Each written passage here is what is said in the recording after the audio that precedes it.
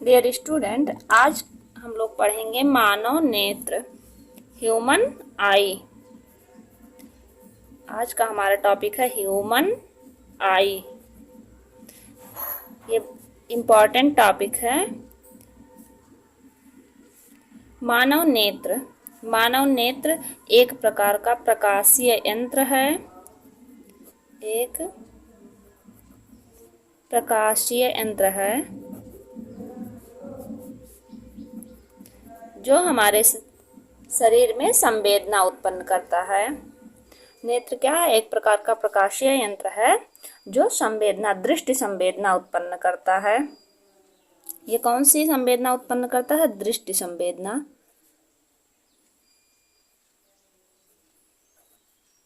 ये गलत हो गया। दृष्टि संवेदना उत्पन्न करता है। मानव नेत्र एक प्रकार का प्रकाशीय यंत्र है जो दृष्टि संवेदना उत्पन्न करता है, जिससे हमें कोई वस्तु दिखाई देती है। वस्तु हमें कैसे दिखाई देती है? जब मान लीजिए कोई वस्तु रखा होता है, ये कोई बर्तन रखा है, जब प्रकाश की किरणें इस वस्तु पर पड़ती हैं तो ये वस्तु प्रकाश की किरणों की कुछ मात्रा को अवशोषित कर देता है और कुछ मात्रा यहाँ से हम देख रहे हैं, हमारी आँख है, यहाँ से हम देख रहे हैं। जो प्रकाश की किरणें पड़ती हैं वस्तु पर, कुछ मात्रा को ये वस्तु अवशोषित कर लेता है और कुछ मात्रा की प्रकाश को परावर्तित कर देता है। और ये परावर्तित किरणें जो होती हैं हमारी आँख पर पड़ती हैं, जिससे हमें वस्तु दिखाई देता है। यही प्रकाश जो टकराकर वस्तु पर से गया होता है, यही जब हमारे आँख पर पड़ता है तब ये वस्तु दिखाई देती है। और वस्तु जिस रंग को, प्रकाश के जिस रंग को परावर्तित करेगा, हमें वो वस्तु वही रंग की दिखाई देगी। मान लीजिए वस्तु रेड कलर की है। किस कलर की है? रेड कलर की है। अब ये वस्तु कैसे हमें दिखाई देगी कि ये रेड कलर की है? ये वास्तव में रेड कलर की है नहीं, हमको दिखाई दे रही है रेड कलर की। कैसे दिखाई दे रही है? क्योंकि प्रकाश में 7 रंग होते हैं। प्रकाश में 7 रंग होते हैं। अब ये तो सभी कलर को अवशोषित कर लिया वस्तु, लेकिन लाल कलर को परावर्तित कर दिया। लाल कलर ही, प्रकाश के लाल कलर ही हमारे आँख तक पहुंची और हमें वस्तु लाल कलर की दिखाई दी। तो इस प्रकार हमें वस्तु दिखाई देती है। तो आज हम पढ़ेंगे मानव नेत्र। नेत्र की एनाटॉमी करेंगे, अंदर से नेत्र कैसा होता है। बाहर से नेत्र जो होता है एक खोखले गोले में स्थित होता है, जैसे खोखला गोला होता है। आप अपनी आँख के चारों तरफ देख सकते हैं, खोखला गोला होता है। इसी गोले के अंदर आपकी आँख स्थित होती है। तो मानव नेत्र एक खोखले गोले में स्थित होता है। हम आपको नेत्र दिखाते हैं कि ये नेत्र अंदर से है। बाहर से एक खोखले गोले में स्थित है और अंदर से नेत्र कुछ इस प्रकार है। बाहर से आँख को देखने पर आँख का ये दृढ़ पटल दिखाई देता है। ये किनारे कोने पे जहाँ हमारी आँख होती है, उसके कोने का जो पार्ट होता है उसे कार्निया कहते हैं। ये कार्निया है, कार्निया दिखाई पड़ेगा। बीच में जो दिखता है ब्लैक कलर का आपका, वो आइरिस होता है। किसी में ब्लैक, किसी में नीला कलर का होता है, वो आइरिस होता है। यहाँ आइरिस, यहाँ है आइरिस, यहाँ नेत्र तारा, यहाँ आइरिस है, ये दिख रहा है। तो सबसे पहले हम लोग इस किनारे वाले परत को पढ़ेंगे। दृढ़ पटल, जो सबसे ऊपर की परत होती है आँख की, दृढ़ पटल पहली लेयर है आँख की, है जो पहली लेयर वो है दृढ़ पटल। दृढ़ पटल हमारी श्वेत रंग की होती है, इसीलिए इसे श्वेत पटल भी कहते हैं। सफ़ेद रंग की, आप बाहर से आँख देखेंगे तो सफ़ेद कलर की परत दिखाई देगी आँख पे। आइरिस के चारों तरफ सफ़ेद कलर की परत दिखाई देगी, उसे हम श्वेत पटल कहते हैं। क्यों कहते हैं? क्योंकि यह सफ़ेद कलर की होती है। ये अपारदर्शी परत होती है जो नेत्र के अंदर की भागों की सुरक्षा करती है। अगला लेयर है हमारा, देखिए आँख में 3 लेयर है। पहले दृढ़ पटल है, दूसरा कोरोइड है और तीसरा रेटिना है। दृढ़ पटल सफेद कलर की होती है, यह अपारदर्शी परत होती है और अंदर के भागों की सुरक्षा करती है। दूसरी परत हमारी कोरोइड।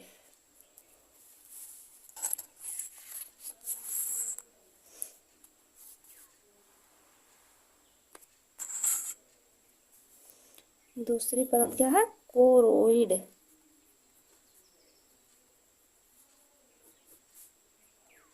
कोरोइड ब्लैक कलर की परत होती है, यानी कि काले कलर की परत होती है। कोरोइड काले कलर की परत होती है। ये प्रकाश, जो प्रकाश हमारी नेत्र में जाता है उस प्रकाश को अवशोषित कर लेती है, प्रकाश को परावर्तित होने से बचाती है, अवशोषित कर लेती है, जिससे हमारा प्रतिबिंब रेटिना पर बनता है। अगर ये परावर्तित कर दे तो प्रतिबिंब आंख में नहीं बनेगा, इसलिए ये अवशोषित कर लेती है, जिससे हमारा प्रतिबिंब रेटिना पर बनता है। ये ब्लैक कलर की होती है। एक ऊतकीय झिल्ली होती है, पतली सी परत होती है, ऊतकीय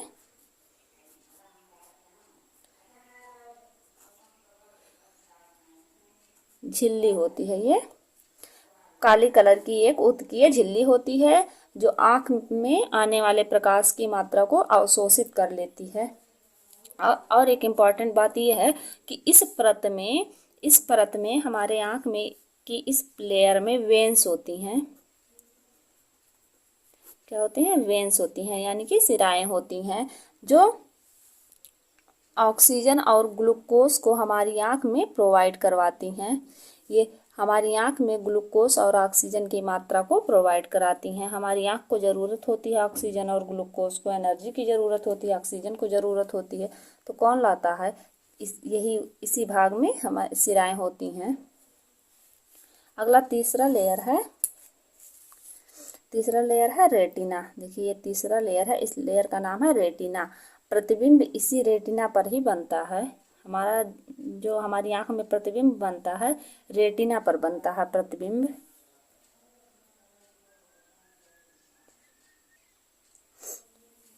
तीसरा हमारा है रेटिना।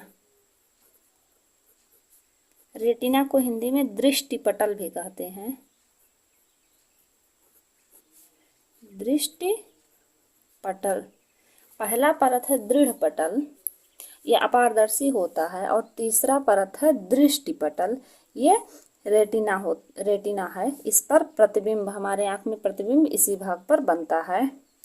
अब हम शुरू से पढ़ते हैं। यहाँ आंख के किनारे से हमारा तीनों लेयर कंप्लीट हो गया। अब यहाँ किनारे का भाग कॉर्निया कहलाता है। कॉर्निया से ही प्रकाश अंदर प्रवेश करता है। हमारे आंख में जो प्रकाश अंदर प्रवेश करता है वो कॉर्निया से ही प्रवेश करता है। और जब नेत्र का दान किया जाता है, मानव नेत्र में जो नेत्रदान होता है, उस नेत्रदान में कॉर्निया ही दान किया जाता है। पूरा आंख दान नहीं किया जाता है, कॉर्निया दान किया जाता है नेत्रदान में।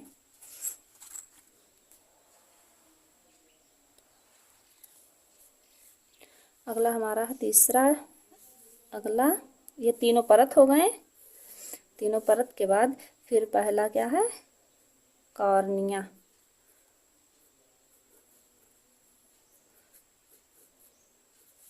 कॉर्निया के द्वारा प्रकाश अंदर प्रवेश करता है। प्रकाश आंख में प्रवेश करता है, इसीलिए कॉर्निया को नेत्र की खिड़की भी कहते हैं। नेत्र की खिड़की कहते हैं। कॉर्निया द्वारा प्रकाश अंदर प्रवेश करता है, इसलिए कॉर्निया को खिड़की भी कहते हैं। नेत्रदान में दान करने वाला भाग कॉर्निया। नेत्र दान में जो दान करने वाला भाग होता है क्या कहलाता है? कॉर्निया कहलाता है। कॉर्निया ही दान किया जाता है।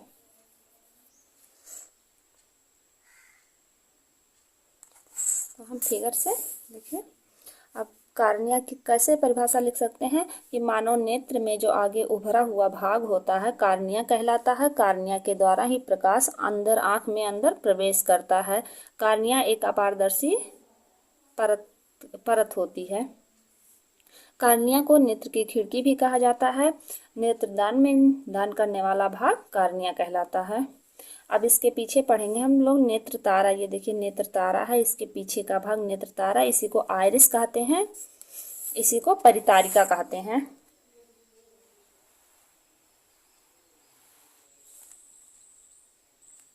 अगला जो दूसरा हमारा पार्ट है,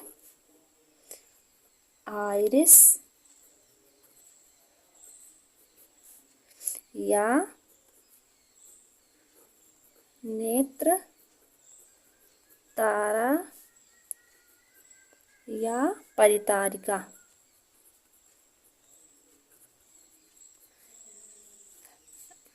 या तो आइरिस लिखा हुआ दे देगा या तो नेत्र तारा या परितारिका।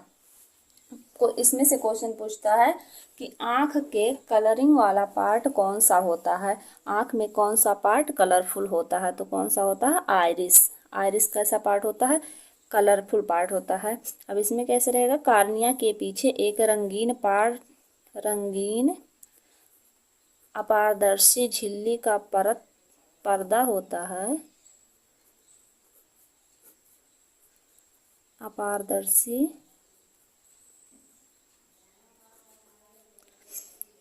कार्निया के पीछे रंगीन अपारदर्शी झिल्ली की परत होती है, जिसे आइरिस कहते हैं। आइरिस हमारे नेत्र में रंगीन भाग होता है। रंगीन भाग, रंगीन में कौन कौन सा कलर हो सकता है, ये या तो काला या फिर नीला या फिर भूरा, यही तीन कलर की आंख होती हैं। अब इसी में डार्क और लाइट हो सकता है। डार्क ब्लैक हो सकता है, लाइट ब्लैक हो सकता है, डार्क ब्लू लाइट ब्लू या डार्क ब्राउन लाइट ब्राउन हो सकता है, लेकिन तीन ही कलर का आंख होगा। या तो आंख में ये आइरिस तीन कलर का होगा, या तो काला या तो नीला या तो भूरा। अब आइरिस के अंदर का पार्ट पुतली कहलाता है। आइरिस के अंदर पुतली होता है, प्यूपिल, पुतली। आइरिस के अंदर ये आइरिस ऐसे आप देखे होंगे आंख में गोल सा, बीच में आइरिस के बीच में ऐसे छोटी सी पुतली ब्लैक कलर की होती है। ये आइरिस है,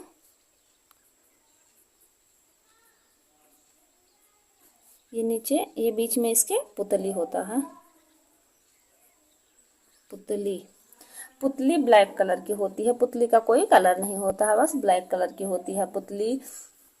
आइरिस क्या करता है, जब ज्यादा प्रकाश की मात्रा आंख में चली जाती है तो आइरिस सिकुड़ कर पुतली को सुरक्षा देता है, और जब कम प्रकाश होती है तो आइरिस फैल जाता है, जिससे पुतली में प्रकाश प्रवेश कर जाता है।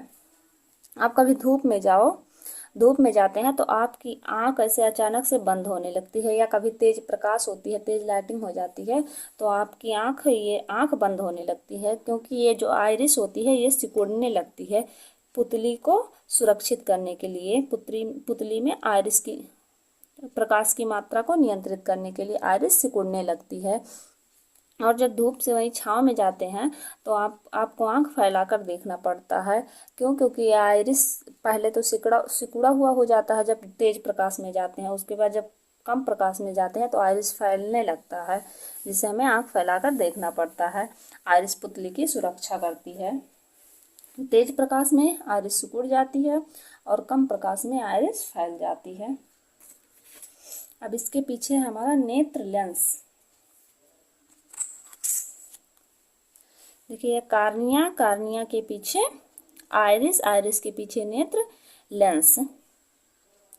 ये इसके बीच में जलीय द्रव भरा है। जलीय द्रव आइरिस और इसकी कार्निया और आइरिस के बीच में एक द्रव भरा होता है जिसे जलीय द्रव कहते हैं।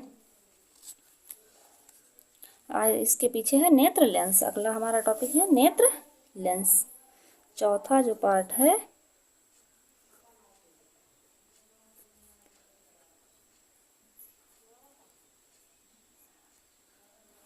नेत्र लेंस है।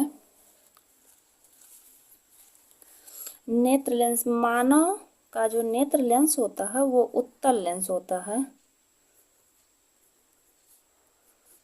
उत्तल लेंस होता है। मानव का नेत्र लेंस उत्तल लेंस होता है। लेंस के दोनों किनारे पे देखिए मांसपेशियां लगी हुई हैं, ये और ये दोनों मांसपेशियां हैं। देखिए मांसपेशियां, ये और ये ऊपर दोनों मांसपेशियां लगी हुई हैं। ये लेंस को एक आकार प्रदान करती हैं। इस मांसपेशियों का नाम होता है सीलियरी मांसपेशियां।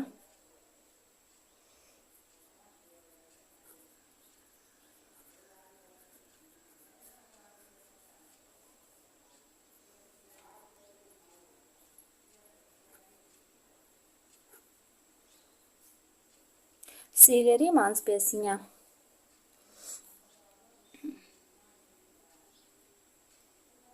लेंस के यहाँ ऊपर, नीचे, ऊपर दोनों तरफ मांसपेशियां लगी होती हैं। इस मांसपेशियों को सीलियरी मांसपेशियां कहते हैं। ये मांसपेशियां जब नेत्र को दूर की वस्तु देखनी होती है तो ये मांसपेशियां फैल जाती हैं, ऊपर की तरफ फैल जाएंगी, ऊपर की तरफ चली जाती हैं, जिससे लेंस पतला हो जाता है। जब लेंस पतला हो जाता है तो इसकी फोकस दूरी बढ़ जाती है और हमें दूर की वस्तुएं दिखाई देती हैं। जब हमें नज़दीक की वस्तुओं को देखना होता है तो ये मांसपेशियां इस पे लेंस पे दबाव डालती हैं, लेंस पे दबाव डालती हैं। दबाव डालने से लेंस सिकुड़कर फैल जाता है, इस तरह से मोटा हो जाता है। जब मोटा हो जाता है तो इसकी फोकस दूरी कम हो जाती है और हमें नज़दीक की वस्तु दिखाई देने लगती है। जब हमें दूर की वस्तुएं देखनी होती हैं तो हमारी जो सीलियरी मांसपेशियां होती हैं वो सिकुड़ जाती हैं। सिकुड़ने से लेंस पतला हो जाता है और हमें दूर की वस्तुएं दिखाई देती हैं। जब हमें नज़दीक की वस्तुएं देखनी होती हैं तो हमारी जो सीलियरी मांसपेशियां होती हैं फैल जाती हैं। फैलने से लेंस पर दबाव पड़ता है। दबाव पड़ने से लेंस मोटा हो जाता है, लेंस की फोकस दूरी घट जाती है और हमें नज़दीक की वस्तुएं दिखाई देती हैं। लेंस फैलने से फोकस दूरी बढ़ जाती है।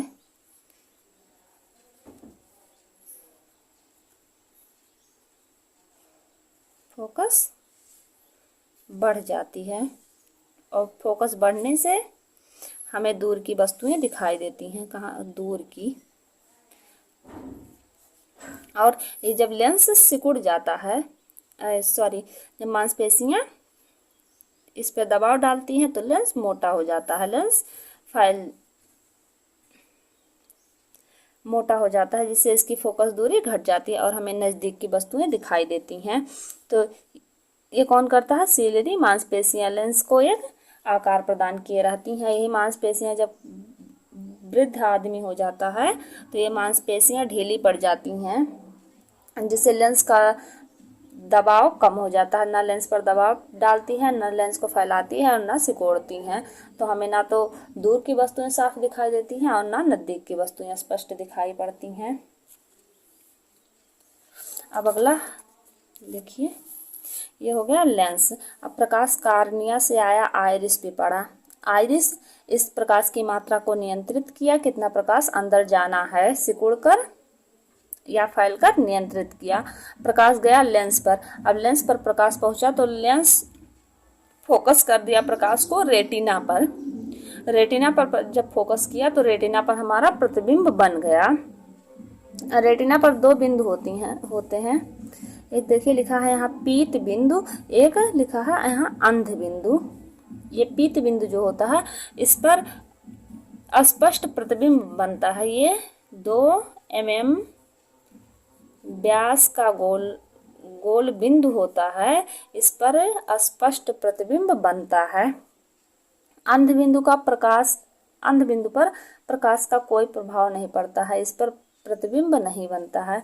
यहाँ से होकर प्रकाश सिराएं बाहर निकलती हैं।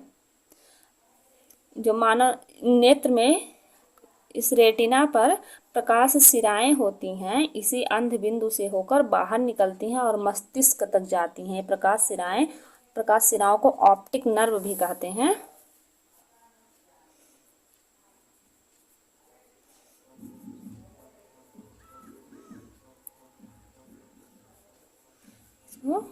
Optic nerve.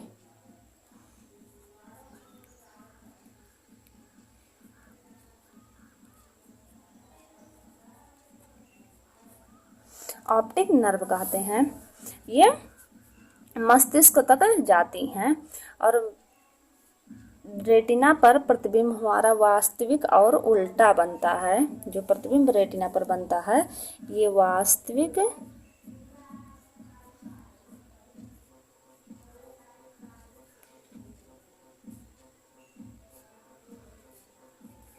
ये वास्तविक रहेगा और उल्टा, ये रेटिना पर जो हमारा प्रतिबिंब बनता है वास्तविक और उल्टा बनता है। इसको प्रकाश सिराएं इस प्रतिबिंब को लेकर जाती हैं। ये तो मानव नेत्र का काम होता है, केवल देखना काम होता है इसका, लेकिन ये प्रकाश सिराएं इस प्रतिबिंब को लेकर जाती हैं मस्तिष्क तक। अब मस्तिष्क ज्ञात करवाता है कि ये प्रतिबिंब किस चीज का है, कौन सी वस्तु हम देख रहे हैं, ये कभी पहले देखे हैं या नहीं देखे हैं, ये कौन ज्ञात करवाता है, हमारा मस्तिष्क ज्ञात करवाता है। ये ऑप्टिक नर्व सूचना लेके जाती है, उसके बाद हमारे मस्तिष्क में ये ज्ञात होता है कि ये प्रतिबिंब किस वस्तु का है। तब हमको याद आता है प्रतिबिंब, हाँ ये तो प्रतिबिंब हम देखे हैं, ये इसी वस्तु का प्रतिबिंब है। हमारा हो गया ऑप्टिक नर्व, प्रकाश सिराएं। अब अगला, इस रेटिना पर दो कोशिकाएं होती हैं, एक होती हैं शंकु कोशिकाएं और एक होती हैं दंड कोशिकाएं। रेटिना पर दो कोशिकाएं होती हैं, एक होती है शंकु कोशिका, एक होती है दंड कोशिका।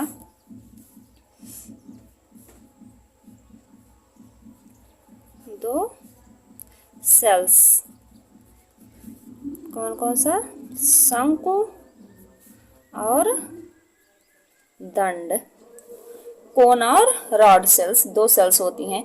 ये जो शंकु कोशिकाएं होती हैं ये हमें कलर का पहचान करवाती हैं, कोई वस्तु किस कलर का है ये हमें पहचान करवाती हैं। और ये जो दंड होती हैं, दंड कोशिकाएं, ये अंधेरे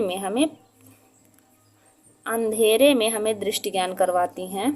जब कभी अंधेरे में हमें कैसे दिखाई देता है, जो थोड़ा बहुत दिखाई देता है वो कैसे दिखाई देता है, दंड कोशिकाओं के द्वारा दिखाई देता है। और कलर का जो पहचान करवाती हैं वो शंकु कोशिकाएं पहचान करवाती हैं। एक रोग होता है, आनुवांशिक रोग होता है वर्णांधता।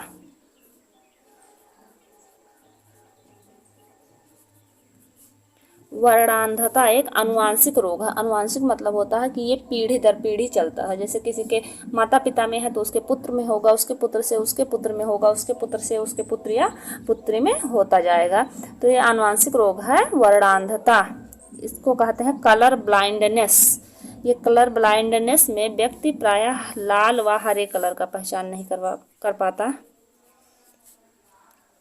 लाल और हरे में अंतर नहीं कर पाता है, कौन सा लाल है कौन सा हरा है इन दोनों में अंतर नहीं कर पाता है वर्णांध व्यक्ति।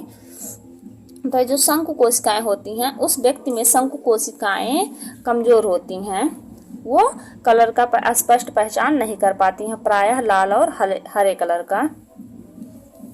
शंकु कोशिकाएं क्या करती हैं, कलर पहचान करवाती हैं। दंड कोशिकाएं क्या करती हैं, अंधेरे में हमको दृष्टि ज्ञान देती हैं।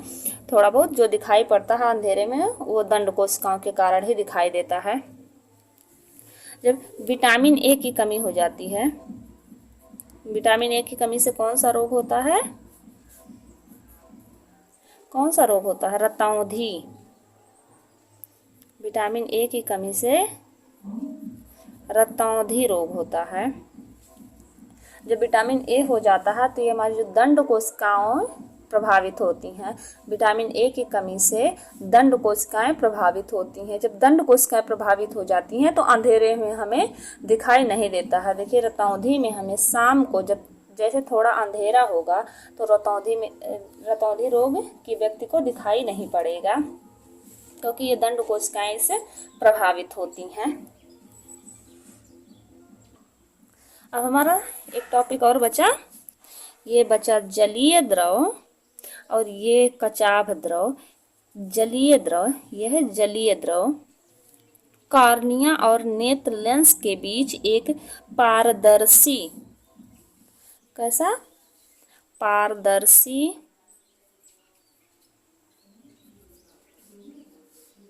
पारदर्शी नमकीन इसका स्वाद नमकीन होता है।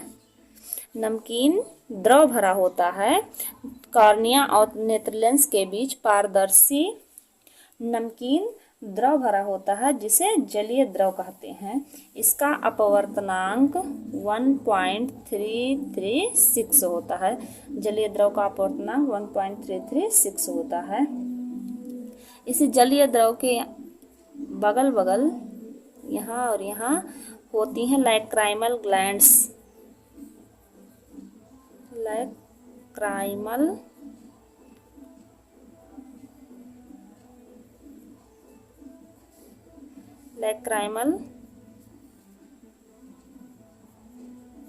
ग्रंथियां। ये लाइक्राइमल ग्रंथियां आंसू बनाती हैं, आंसू का निर्माण करती हैं। आंसू का पीएच मान होता है 7.4। अतः कैसा होगा आंसू? नमकीन होगा, क्षारीय होगा। लाइक्राइमल ग्रंथियां होती हैं जो आंसू बनाती हैं। अश्रु का निर्माण कौन सी ग्रंथियां करती हैं? लाइक्राइमल ग्रंथियां। और उसका पीएच मान 7.4 होता है। अब यह है कचाव द्रव। कचाव द्रव एक गाढ़ा जलीय द्रव होता है जिसे कचाव द्रव कहते हैं। ये नेत्र लेंस और रेटिना के बीच भरा होता है। कचाव द्रव नेत्र गोले को बनाए रखता है। इस कचाव द्रव के सूख जाने पर हमारा जो मानव नेत्र है वो बाहर की तरफ उभर सकता है या अंदर की तरफ धंस सकता है। ये उसको एक प्रोटेक्शन देता है या फिर उस स्थिति में बनाए रखता है कचाव द्रव। आज का टॉपिक हमारा समाप्त होता है। अगले वीडियो में हम अगले टॉपिक के साथ मिलते हैं।